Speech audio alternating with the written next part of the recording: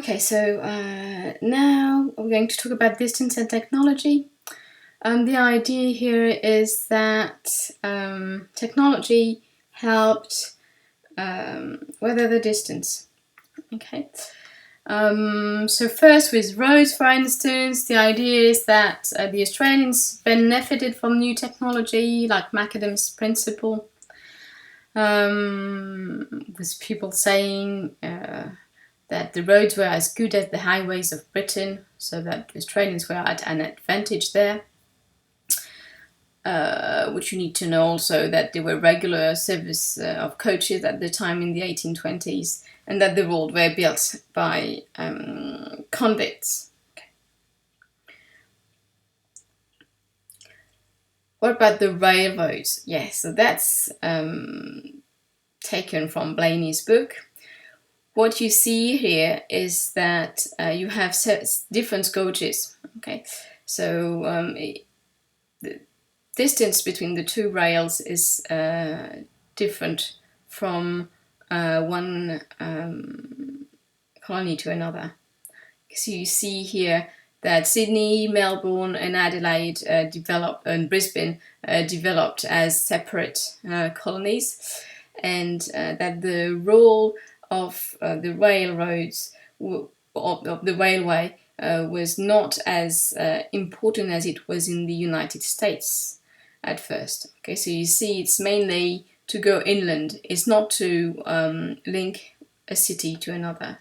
It's not at the time to travel across the country. Okay, so okay, the rail is important, but not as important as in the US, for instance. Yes, steamboats. The idea here is that, yes, sorry, I'm just going back there.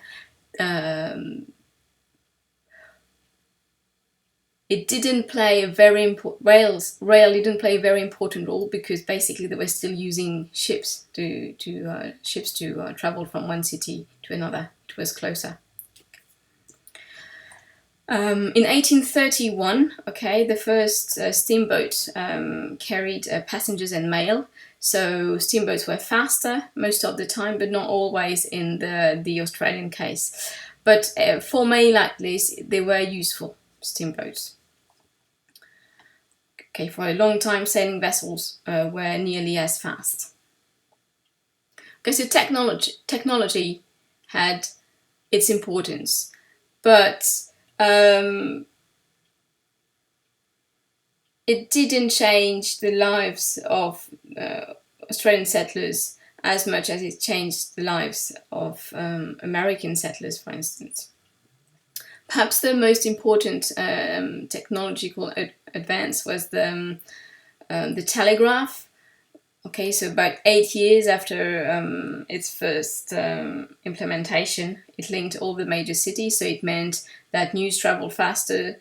If you were in a town in the outback, you could quickly send for supplies, etc.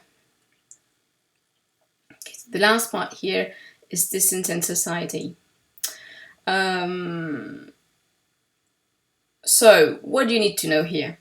One of the most difficult, one of the most important difficulties that Australian colonies faced was how to attract settlers. Because in 1868, the last convict ship left. So really, starting in the 1830s, well, it was obvious that transportation was not a deterrent. So they decided to stop sending convicts to Australia. Just to give you a figure here, 162,000 convicts were sent to Australia. Okay, so this is the first problem. You no longer have the convicts. Then you have a big competitors, that is the United States, which is closer to Britain, cheaper. Okay, and also you probably have acquaintances there, which is not the case of Australia, which has not many people settled there.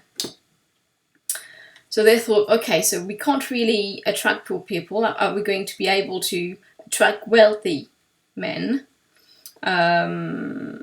So first what they did was that they offered free land and labor, okay, because they had the convicts, but it didn't work very well. So this man, Wakefield, proposed a policy of dear land, the idea that they would sell the land for a high price, and with this high price they would fund the trip of poor people that would come and work there. So selling the price would be an income for the colonies to make sure that they would be able to attract enough workforce to work in the colonies. Yes, so this difficulties in attracting people meant that there was a scarcity of labor, not many people working. So that led to some of the specificities of Australia, really, because it meant that the workers had a good bargaining position, and also that so because they had this good bargaining position, it meant that they had good wages. Australia was known as the workers' paradise, and also meant that it had a very mobile workforce. So this is the quote here showing, it's taken from one of the documents I'm going to upload on eCampus. Okay, that's a quote to show how in the UK it was, well, even short distances like 35 miles were seen as being very, very distant, and that if you went that far away, you would never come back. It was not the case for Australia from the start, from the beginning. So you had a very mobile workforce. Yes, so that's the other element here. Okay, so again, the high cost of coming to Australia meant that mostly single men would be traveling. You would not travel with your family, it would cost too much. And so that at the end, well, that's also a consequence of being a convict settlement. So in 1831, you had 3 men for 1 woman. In 1850, 143 men for 100 women. In 1900, 110 men for 100 women. So this ratio led to something that is very important in the American psyche, is the notion of mateship, so a form of camaraderie. Okay. And it also had this notion of mateship. I'll put something on eCampus too there, on mateship. Meant that really the Australian democracy was different from that in Britain. For instance, there was not so much focus on education. For a very long time, prime ministers